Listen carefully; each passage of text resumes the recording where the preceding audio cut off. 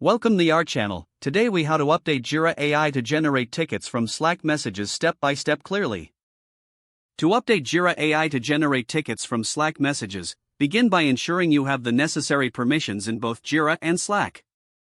Open your web browser and navigate to the Jira website. Log in with your credentials. Next, access your project dashboard. Locate the project for which you want to enable ticket generation.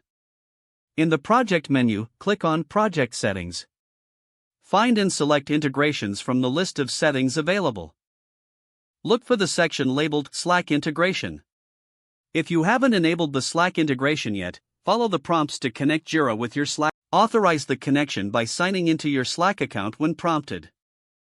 Once connected, go back to the Integrations page in Jira. Now, open your Slack application.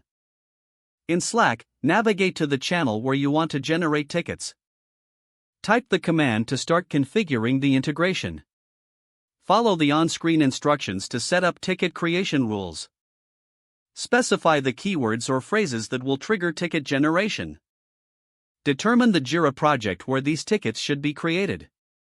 Configure the ticket details such as priority, assignee, and description fields. Test the setup by sending a message that includes the configured keywords in the Slack channel.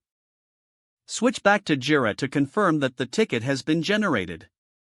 Adjust any settings as necessary based on the test results. Once satisfied, finalize your integration settings in both Slack and Jira. Monitor the functionality for a few days to ensure that ticket creation works seamlessly.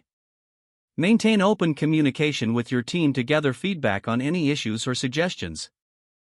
If the page does not load, refresh the browser or try again in a private or incognito window. Make sure you are using the correct email address, then retype it carefully to avoid small typos. If your password is not accepted, use the reset option and create a new strong password you can remember. Check your spam folder for verification or security emails, then complete any requested confirmation steps. Enable two-factor authentication if available to improve account security and reduce unauthorized access risk. After signing in, review your profile details so your contact information and settings are accurate and current. Don't forget to like this video and subscribe to our channel for more step-by-step tech guides.